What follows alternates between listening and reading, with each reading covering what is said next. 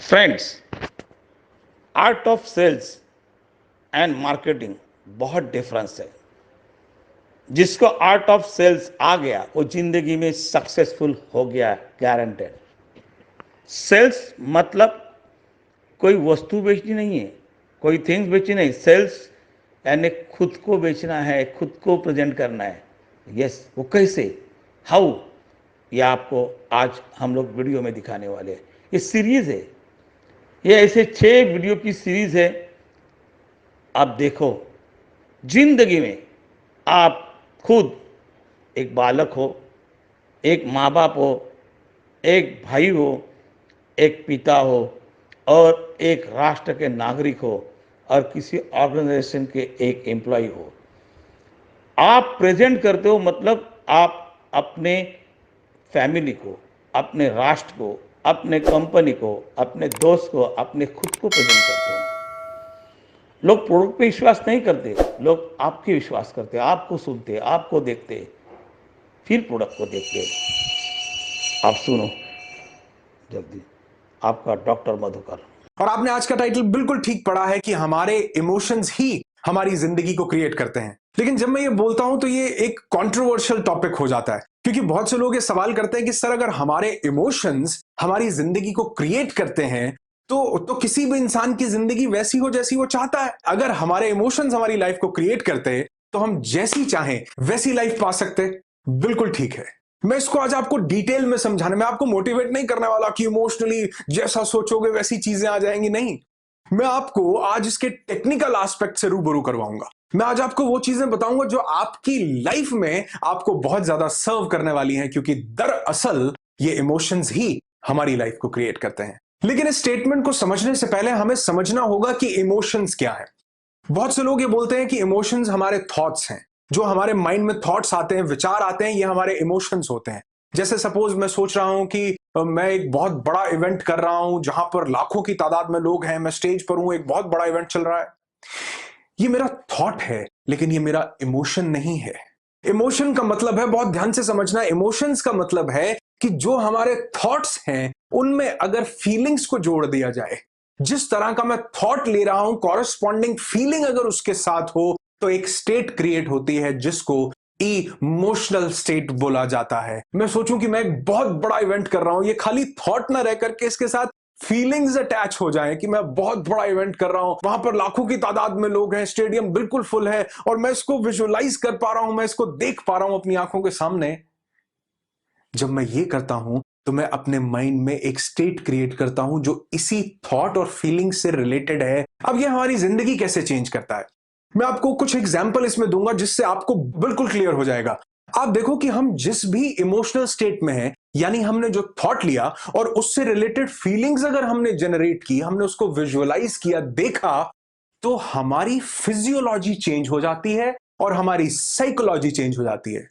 Physiology और psychology यानी हम बॉडी से और माइंड से, दोनों से चेंज हो जाते हैं अगर हमारे दिमाग में कोई इमोशन आता है। जैसे एक एग्जांपल से बताता हूं, सपोज आप बहुत माइंड से डल फील कर रहे हो, लो फील कर रहे हो, तो आपकी बॉडी भी ऐसे होगी। Are you getting this thing? जब आपका माइंड बहुत ज्यादा डल है, कोई नेगेटिव थॉट में है या टेंशन में है, तो आपकी बॉडी ऐसे नहीं हो सकती कि बहुत टेंशन हो गई, नहीं हो सकती। आपकी बॉडी भी डल स्टेट में होगी। आपके जैसे थॉट्स आएंगे वैसी बॉडी हो जाएगी, और जैसी बॉडी होगी वैसे ही थॉट्स आएंगे। जैसी फिजियोलॉजी है वैसी साइकोलॉजी बन जाएगी, और जैसी साइकोलॉजी है वैसी फिजियोलॉजी बन जाएगी। मैं समझाने की कोशिश कर रहा हूं कि आपके इमोशंस आपकी बॉडी को गवर्न करते हैं, आपके इमोशंस आपकी साइकोलॉजी को गवर्न करते हैं, और ये दोनों चीजें जब अलाइन हो जाती हैं तो हम वैसे ही एक्शंस लेना शुरू करते हैं। माइंड और बॉडी जिस अलाइनमेंट में हो जाएंगे वैसे ही एक्शंस होंगे। आपका माइंड डल है, बॉडी भी डल हो जाएगी, एक्शंस भी लुल हो जाएंगे। Are you getting this thing? Mind और बॉडी डल हो गए, एक्शंस भी लुल हो गए, लेकिन माइंड एनर्जेटिक है, माइंड कह रहा है कुछ करना है। मुझे लेस ब्राउन की ये लाइन जिंदगी में कभी नहीं भूलती, मुझे हमेशा याद रहती है कि no matter how bad it is, no matter how bad it gets, I am always going to win. वो कहते हैं कि जिंदगी में कोई भी सिचुएशन हो, no matter how bad it is, मैं जीत करके रहूंगा। और ये चीज मेरे अंदर एक गूज बम्प्स देती है, रोंगटे खड़े कर देती है, मेरे अंदर एक हौसला पैदा करती है कि कोई भी सिचुएशन हो, टफ से टफ, मैं जिंदगी में जीत कर रहूंगा। ऐसा क्यों है? क्योंकि जब मैं इसे सोचता हूं वैसी ही फीलिंग्स जनरेट करता हूं कि मैं जीत कर रहूंगा। और जब मैं ये काम करता हूं तो ये मुझे एक्शंस लेने के लिए इंस्पायर करती है, ये मुझे मोटिवेट करती है। मोटिवेशन ऐसे ही काम करता है। मोटिवेशन आपको एक इमोशनल स्टेट में लेकर जाता है। जैसा आपने थॉट लिया उसी से कॉरेस्पॉन्डेंट फीलिंग जनरेट की, अब वो आप उसी स्टेट में है। जब तक उस स्टेट में रहेंगे, हाई रहेंगे, चार्ज रहेंगे, मोटिवेटेड रहेंगे। आप जानते हैं मेरा ये वीडियो बनाने का प्राइम पर्पस क्या है, मेरा मोटिव क्या है? मैं ये वीडियो इसलिए बनाना चाहता हूं कि मैं आपको एक चीज कन्वे कर सकूं, आप अलर्ट हो जाएं, आप सोचें, आप अपने आप से पूछें कि आप किस मेंटल स्टेट में हैं, यानी आपके इमोशंस क्या हैं। चेक दिन में 5 बार, जैसे डॉक्टर बोलता है ये गोली लेनी है दिन में 3 बार, सुबह दोपहर शाम, मैं आपको बोल रहा हूं दिन में 5 बार एक चेक लगाओ, देखो कि आपके इमोशंस क्या हैं। इमोशंस का मतलब क्या थॉट्स आ रहे हैं और फीलिंग कैसी आ रही है उससे रिलेटेड। आप जैसे इमोशंस जनरेट करेंगे उसी तरह आप एक्शन लेंगे। अब आप कहोगे आपने एग्जाम्पल नहीं दिया, सबसे बड़ा एग्जाम्पल देता हूं, 2 मिनट में समझ आ जाएगा। आपने भाग मिल्खा भाग जरूर देखी होगी। मिल्खा सिंह के साथ क्या होता है? मिल्खा सिंह एक एथलीट हैं, बहुत बड़े एथलीट हैं। मिल्खा सिंह का माइंड जब उनके पास्ट में चला जाता है, उनके इमोशंस यानी जैसा वो थॉट लेते हैं कि उनके साथ पास्ट में क्या क्या हुआ, उनकी फैमिली के साथ क्या क्या हुआ, जब वो थॉट लेते हैं और उसी से रिलेटेड फीलिंग को जनरेट करते हैं, यानी उस स्टेट ऑफ माइंड में चले जाते हैं, उस इमोशनल स्टेट में चले जाते हैं, तो वो दौड़ नहीं पाते, बड़ी से बड़ी रेस हार जाते हैं। जहां पर उनके जीतने के 100% चांसेस थे वहां पर भी हार जाते हैं। यही हमारे साथ होता है। हम किस इमोशनल स्टेट में, ये चेक लगाना जरूरी है। आप अगर डाउन इमोशनल स्टेट में है तो हार जाएंगे, जीत नहीं पाएंगे, क्योंकि आपकी बॉडी वही एक्शन करेगी जिस मेंटल स्टेट में आप हैं, जैसे इमोशंस जनरेट हुए हैं। मिल्खा सिंह बिल्कुल लास्ट में, आपको मूवी का लास्ट का सीन अगर याद हो तो मिल्खा सिंह को ओपोनेंट टीम के कोच बोलते हैं कि मिल्खा सिंह ये आपकी जिंदगी की आखिरी रेस हो सकती है। तो मिल्खा सिंह जवाब देते हैं कि दौड़ूंगा भी वैसे ही, दौड़ूंगा भी वैसे ही। अब वो अपने उस पास्ट के थॉट को नहीं सोच रहे, अब उनकी मेंटल स्टेट कुछ और है। अब उनके माइंड में जो इमोशंस हैं, आपने मूवी में देखा हो तो वो विजुअलाइज करते हैं कि पूरा ट्रैक कहां है, कैसे है, स्टार्टिंग से एंड पॉइंट तक कैसे पहुंचना है। उनका माइंड, उनकी मेंटल स्टेट, उनकी इमोशनल स्टेट एक ही चीज सोच रही है कि गोल को अचीव कैसे करना है। Anything which can be conceived and believed by your mind can be achieved. Anything which can be conceived and believed by your mind can be achieved, उसे हासिल किया जा सकता है।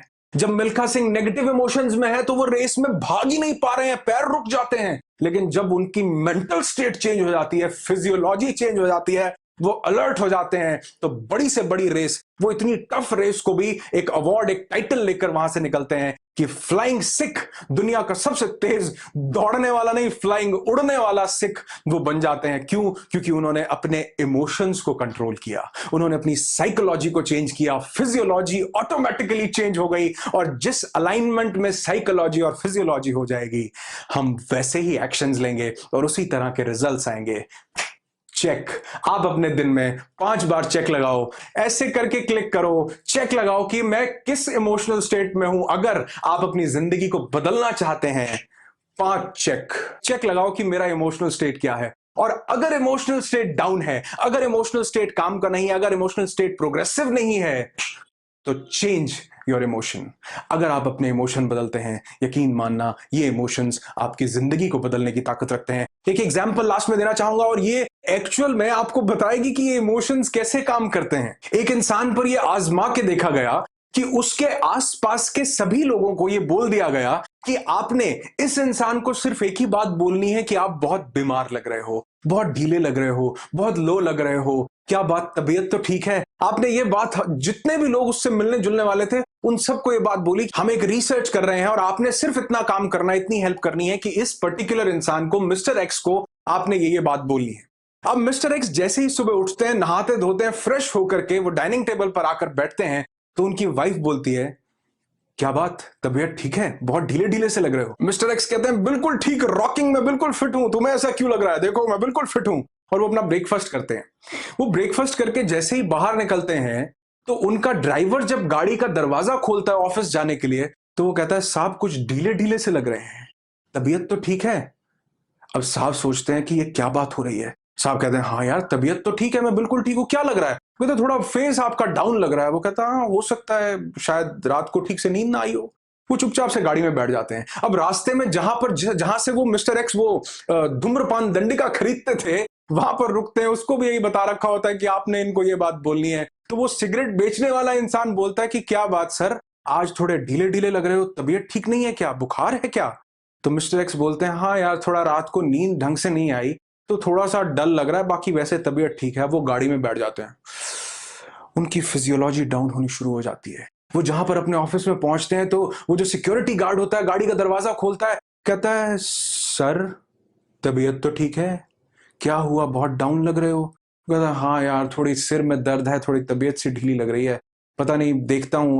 अंदर जाते हैं जैसे ही उनका जो पियून होता है वो कहता है साहब इतनी तबीयत खराब थी तो छुट्टी ले लेनी थी, क्यों आए? वो कहता है हाँ आया ही इसलिए हूं कि बॉस से मिलूं और छुट्टी ले लूं। वो अंदर जाते हैं बॉस के पास, इससे पहले कि बॉस बोले कि भाई साहब बहुत ढीले लग रहे हो, तबीयत खराब है, क्या हुआ?